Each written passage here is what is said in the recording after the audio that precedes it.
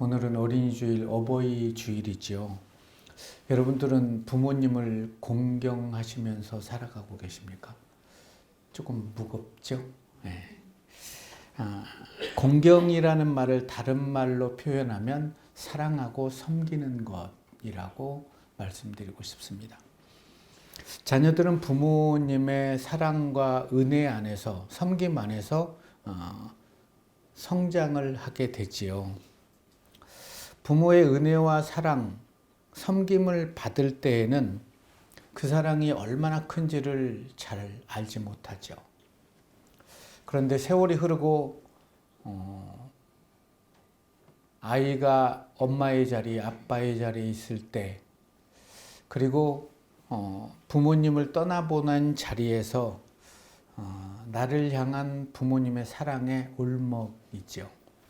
문인수 시인의 하관이라는 시입니다. 이제 다시는 그 무엇으로도 피어나지 마세요. 나는 어머니를 씹는 중. 시인은 어머니의 관이 흙에 닿는 순간을 바라보면서 묻는다라고 쓰지 않고 씹는다라는 표현을 합니다.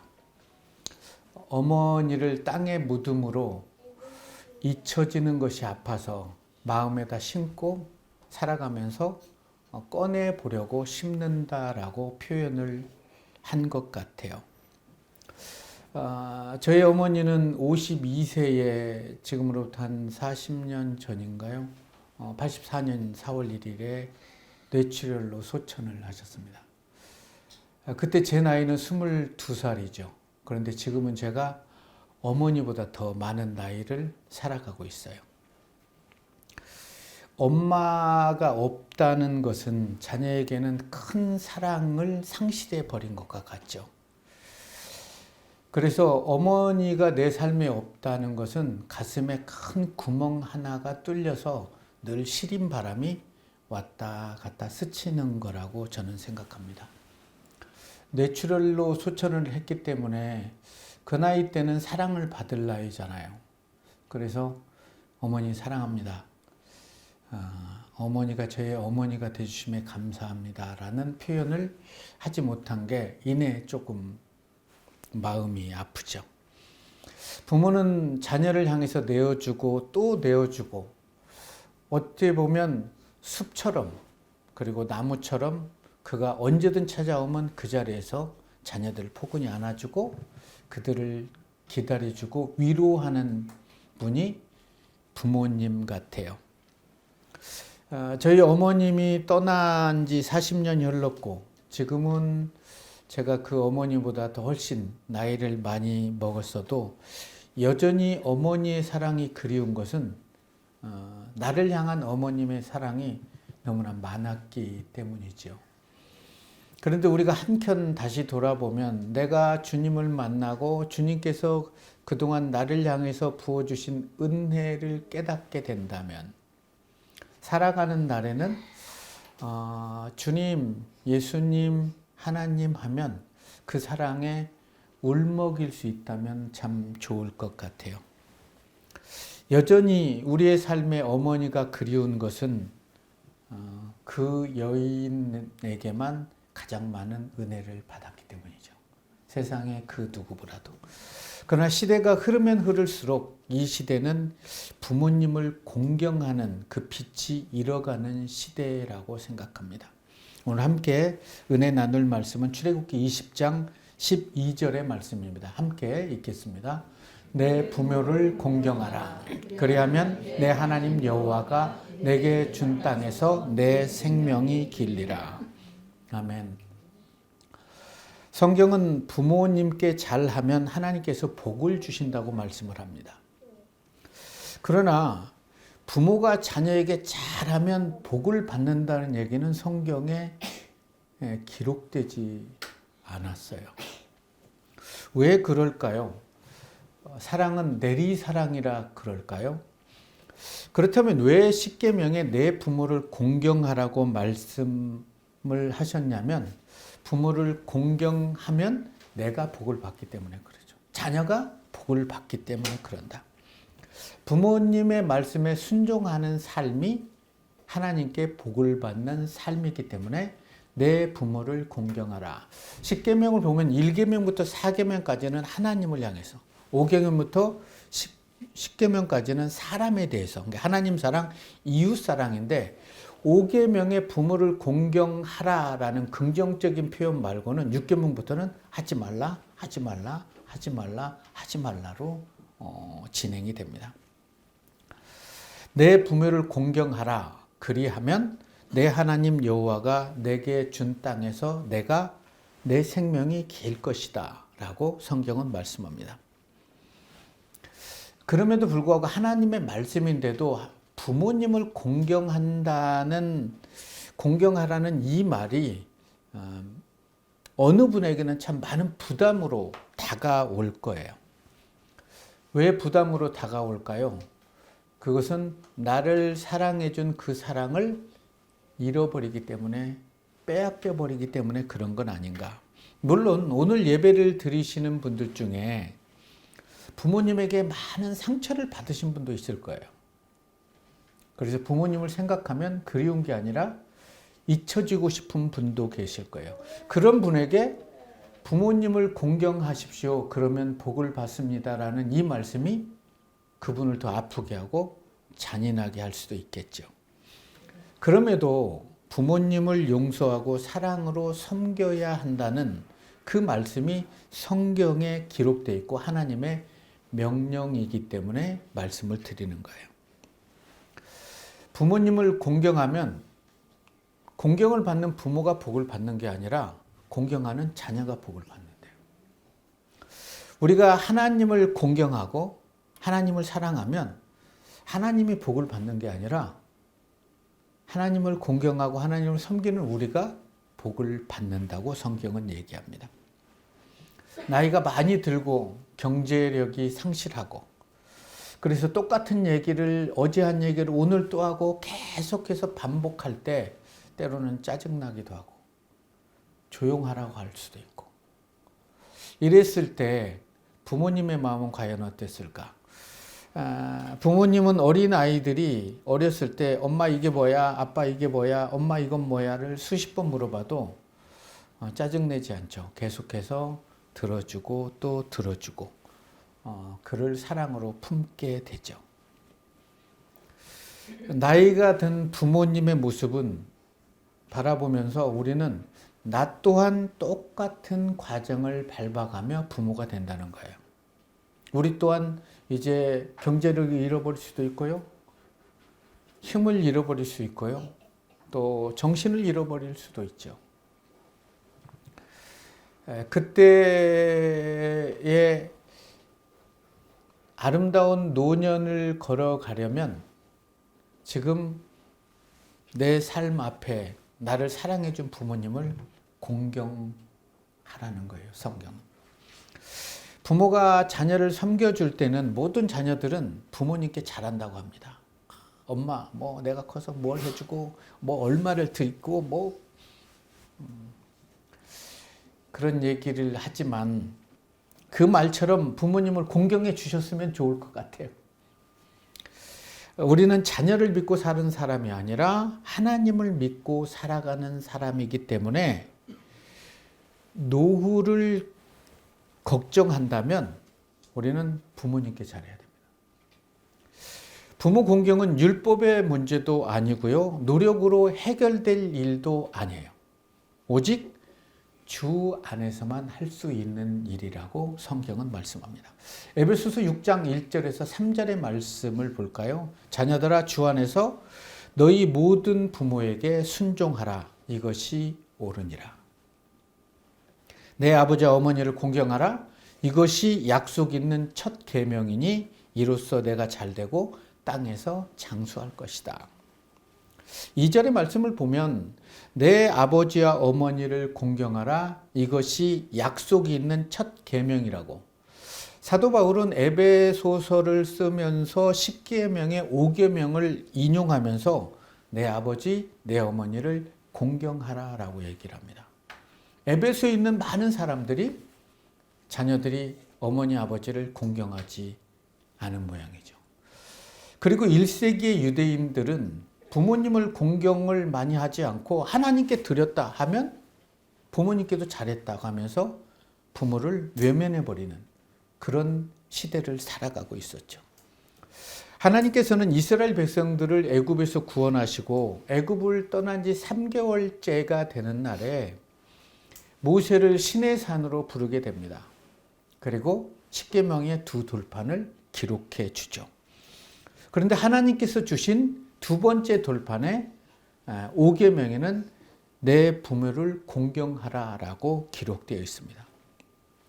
모세는 자신의 사명이 다할 때 120세가 되는 그런 시점에서 신명기에서 세 편의 유언 설교를 하면서 신명기 5장 16절에 너는 내 하나님 여호와께서 명령한 대로 내 부모를 공경하라. 그러니까 내 부모를 공경한다는 건 하나님의 명령이라는 거예요. 내 부모를 공경하라. 그럼에도 그 시대 모세 시대의 출애굽 2세대들이나 그로부터 3,500년이 지난 우리들 또한 부모님을 공경하라는 그런 말씀을 귀담아 듣지 않는다는 거죠. 자, 부모님을 공경하라라는 뜻은 무엇일까요? 부모님의 말씀에 순종하라라는 말씀이기도 합니다. 성경에 나오는 믿음의 사람들은 부모님의 말씀에 순종을 해서 많은 축복을 받아요. 아브라함의 아들 이삭은요, 아버지의 말씀에 순종해서 모리아산에 올라가서 자신의 생명을 번제단에 내어놓았어요. 요셉은요, 형들이 자신을 미워하는지 알지만 아버지의 심부름으로 가서 형들에게 팔리게 되죠. 아버지의 말씀에 순종해서. 그러나 하나님께서는 그를 가는 곳마다 형통하게 하셔서 그 가족을 모두 구원하고 이스라엘 모든 민족을 구원할 수 있는 밑거름이 되는 그런 축복을 허락하게 해 주셨어요. 그런데 부모님께 순종하지 않는 사람들은 홍수 이후에 노아의 가족들이죠. 노아의 아들은 셈과 함과 야벳인데 홍수 후에 노아는 포도나무를 심었고 세월이 흐르고 포도나무 열매로 술을 만들어서 포도주를 마시고 취해서 장막 안에서 벌거벗고 누워있는 겁니다. 그 사실을 알지 못한 노아의 둘째 아들 함은 아버지의 그 현장을 바라보고 쳐다보고 아버지의 부끄러움을 가려주지 않고 장막에 나와서 형과 동생 셈과 야벳에게 아버지의 부끄러움을 얘기를 하게 됩니다. 그 얘기를 들었던 셈과 야벳은 옷을 가지고 뒷걸음질로 아버지의 부끄러움을 감싸줬죠. 가나안의 아버지 함이 아버지가 술을 마시고 벌거벗은 모습을 보면서 그 지친 아버지를 보면서 그럴 수밖에 없는 아버지로 받아들였다면 어땠을까요? 홍수 이전에 모든 형제 가족을 다 잃어버리고 홍수 이후에 인류의 다시 조상이 돼서 모든 것을 책임져야 하는 그 아버지 노아의 아픔을 한 번이라도 생각했다면 아버지의 부끄러움을 가려줄 수 있지 않았을까? 홍수로 모든 것을 잃어버린 아버지. 그래서 홍수 이후에 모든 것들을 감당할 수밖에 없었던 아버지의 무게를 조금만 생각할 수 있다면. 그래서 오늘 예배를 드리는 우리가 부모님을 한번 생각해 보세요. 그의 삶을 한 번 정도는 생각할 수 있었다면. 아버지의 부끄러움을 가려주지 않는 함의 모든 후손은 지금까지도 저주를 받고 살아가고 있습니다. 그러나 셈과 야곱의 후손은 야벳의 후손은 축복을 받게 되죠. 내 부모를 공경하라. 그리하면 여호와가 내게 준 땅에서 내 생명이 잘 되고 길 것이다. 하나님께서 창조하신 사람의 몸은 신비에 가깝지 않습니까? 인체는 외부로부터 들어오는 좋지 않은 것들이 뭔가 들어오면 방어 시스템을 딱 이렇게 차려놓게 됩니다. 그래서 무엇이 오든 그것과 공격을 하고 싸우게 되죠. 그런데 단 한 경우만 공격을 하잖아요. 그것이 뭘까요? 자기 안에 새로운 생명이 들어오게 되면 그걸 받아들이게 됩니다. 여성에게 새로운 생명이 잉태되면 새로운 것들이 들어왔는데 공격 모드로 돌진하지 않고 보호 모드로 전환이 됩니다. 외부의 것이 들어왔는데도 그것을 받아들여서 생명으로 키워가게 되죠. 그래서 어머니는 좋지 않은 것들을 삼가합니다. 좋은 음악을 듣고 좋은 생각을 하고 아이를 위해서 기도하죠. 아파도 약을 먹지 않아요. 왜요? 태안에 있는 아이를 위해서. 아이가 출산할 때가 다가오면 임신해서 출산하는 고통이 엄청나다는 걸 많은 사람들에게 듣잖아요. 그래도 그것을 받아들이게 됩니다. 그리고 10달 동안 아이와 어머니는 하나가 되죠.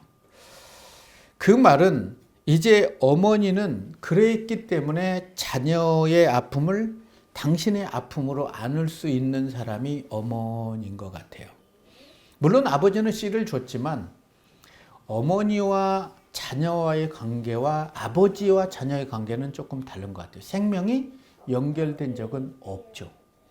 그러나 여인은 그 아이를 10달 동안 가슴에 품었기 때문에 그래서 그를 더 사랑하는 것 같아요. 그렇다고 해서 아버지가 자녀를 사랑하지 않는다는 건 아닙니다. 우리 모두는 부모님께 은혜를 받았지요. 우리를 낳아주시고 젖은 자리 모든 과정들을 다 사랑으로 케어해 주시는 그 사랑을 기억하면 우리의 삶에는 감사가 나오고 부모님을 공경할 수밖에 없는 것 같아요. 저희 아버님도 50대 후반에 소천을 하셨기 때문에 제가 결혼 전에 그래서 저는 부모님을 공경할 시간이 별로 없었던 것 같아요. 철이 든다는 게 뭘까요? 부모님의 마음을 알아차리는 것이 철든 것 같아요. 철이 든 신앙인이 된다는 것은 하나님의 마음을 알아차리는 것 같아요. 하나님이 아파하시면 나도 그 부분을 보고 아파할 수 있는 게 저는 철이 든 신앙인이라고 말씀드리고 싶습니다. 아버지, 어머니라는 이름이 주는 그 의미는 여러분들에게 어떻게 자리매김되어 있습니까? 아버지, 어머니의 이름은 우리에게 참 많은 그리움을 안겨주는 이름은 아닐까. 누가복음 15장 11절 12절의 말씀입니다. 또 이르시되 어떤 사람이 두 아들이 있는데 그 둘째가 아버지에게 말하되 아버지여 재산 중에 내게 돌아올 분깃을 내게 주소서 하는지라. 아버지가 그 살림을 각각 나누어 주었더니 둘째 아들이 자신의 분깃을 아버지께 달라고 요구합니다. 그런데요, 유다 사회에서는 자신의 분깃을 받을 수 있는 조건은 아버지가 죽었을 때만 받을 수 있어요. 그런데 이 둘째 아들은 지금 자기의 분깃을 아버지에게 달라고 하는 것은 아버지를 죽은 자처럼 여겼다는 거예요. 자기의 삶에서. 아버지를 죽은 자처럼 여겼음에도 왜 아버지는 이 아들에게 그 아이의 분깃을 내어 주었을까요? 그것을 내어주면 분명히 허랑방탕하고 다시 돌아올 줄 알았음에도 왜 아버지는 주셨을까요? 자, 하나님의 자녀들이 하나님의 말씀대로 살지 않고 자신의 욕망대로 살아가는데 하나님은 왜 허용을 하실까요? 그럼에도 하나님은 허용하세요. 그런데 대가는 지불해야 됩니다. 막으시지는 않아요. 나오미가 떠났을 때도 그랬고요. 요나가 떠났을 때도 그랬고요. 그러나 돌아오면 사랑으로 품어주게 되는 거죠. 떠나면 다 없이 하고 돌아올 줄 알았는데 왜 아버지는 들어줄 수밖에 없었을까요? 자신을 죽은 자처럼 여겼던 아들의 말을 들어줄 수밖에 없는 하나님의 마음.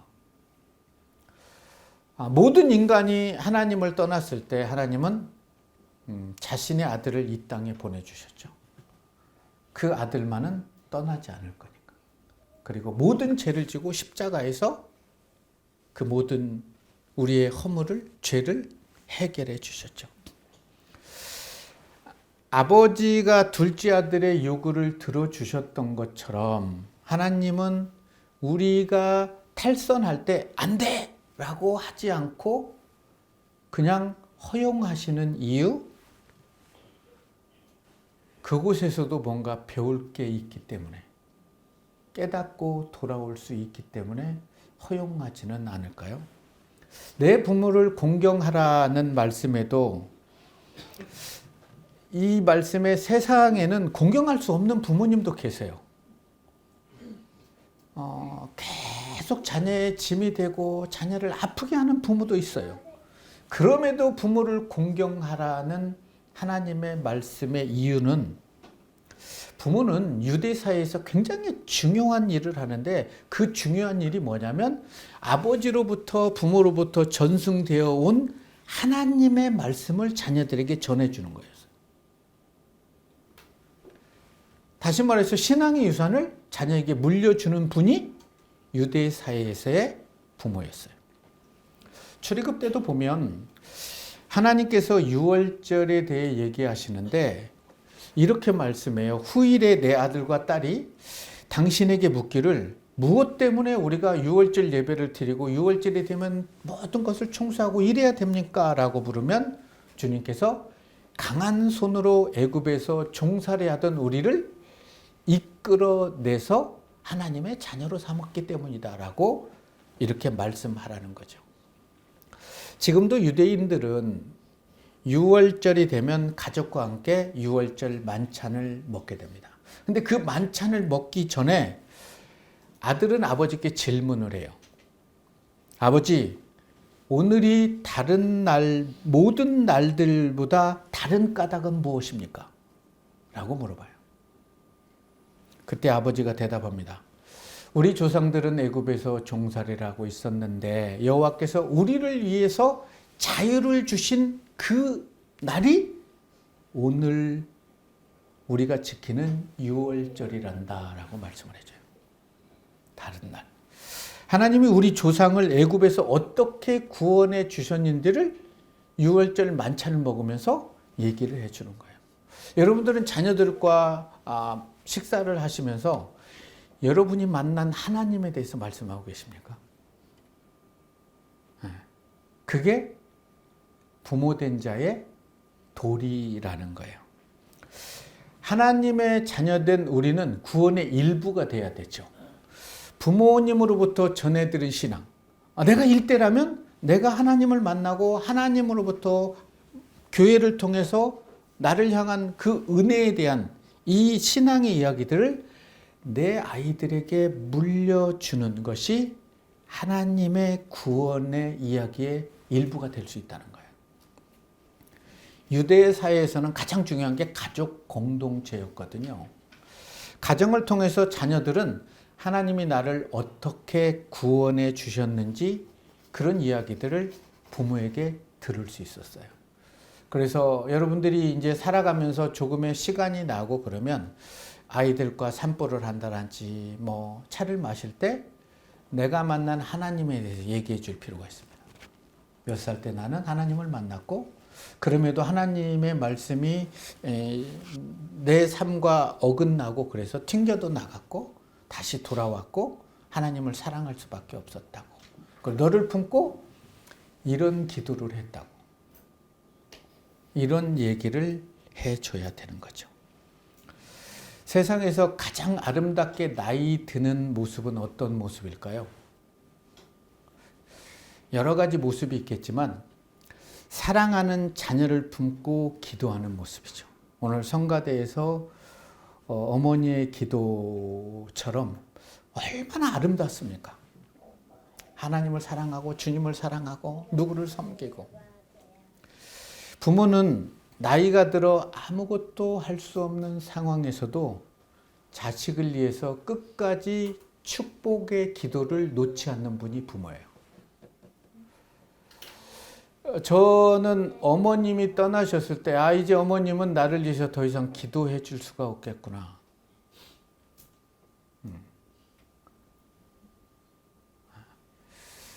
그러기에 부모는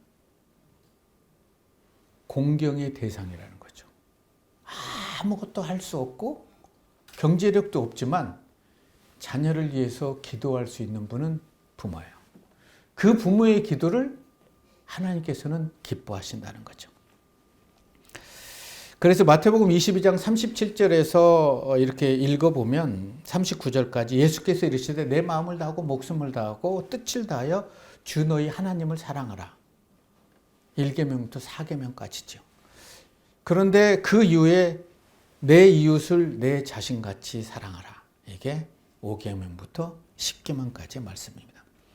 내 부모를 공경하라라는 말씀의 이면에는 나를 낳아주신 부모님을 넘어서서 세상의 모든 부모님들을 공경하라는 말씀이 흐르고 있어요. 세상의 모든 부모님. 그리할 때 하나님의 은혜와 축복이 내 삶에 흐르게 되기 때문이죠. 여러분, 부모에게 가장 큰 효도는 뭘까요? 자녀가 드리는 가장 큰 효도는 뭘까요? 여러 가지가 있겠죠. 그러나 여러 가지 중에 한 가지를 뽑으라면 부모보다 더 나은 존재가 되어주는 것이라고 생각합니다. 부모님의 신앙보다 더 아름다운 신앙을 소유하며 살아가는 것이 저는 부모에게 효도하는 거고 가장 큰 효도라고 생각합니다. 여러분을 낳아주시고 사랑으로 섬겨주고 키워주신 부모님의 은혜를 잊지 않는 것은 내가 부모님의 신앙보다 더 아름다운 신앙을 소유하는 것. 그리고 그 신앙을 자녀에게 물려줘서 그 자녀가 나보다 더 아름다운 신앙의 삶을 살아가는 것. 하나님의 말씀에 순종하면요, 부모님의 말씀에 순종하고 부모님을 공경할 수밖에 없기 때문이에요. 그래서 하나님을 사랑하는 것이 부모님을 사랑하는 것임을 기억하셔서 우리가 살아가는 날에 부모님을 공경하며 살아갈 수 있었으면 좋겠습니다. 그러기 위해서는 먼저는 좋은 부모가 되어야 됩니다. 자녀들이 볼 때 어머니, 아버지의 신앙이 본받을 만한 아름다운 신앙의 모습을 보여줄 수 있어야 됩니다. 그리고 좋은 자녀가 되어주시기를 바랍니다. 좋은 부모, 좋은 자녀가 되어야 되는 이유는 하나님께 내가 받은 축복을 내 자녀들이 받아야 하기 때문입니다. 그래서 하나님께 축복을 받기 위해서 부모를 공경하는 게 아니라 부모를 공경하니까 부모님이 나를 통해서 했던 모든 기도가 내 삶에 부어지기 때문에, 그리고 받을 수 없는 사랑을 받았기 때문에 공경할 수 있었으면 좋겠어요. 그래서 부모님을 공경함으로 여러분의 가정에 하나님의 은혜와 축복이 흐를 수 있기를 주님의 이름으로 축원합니다.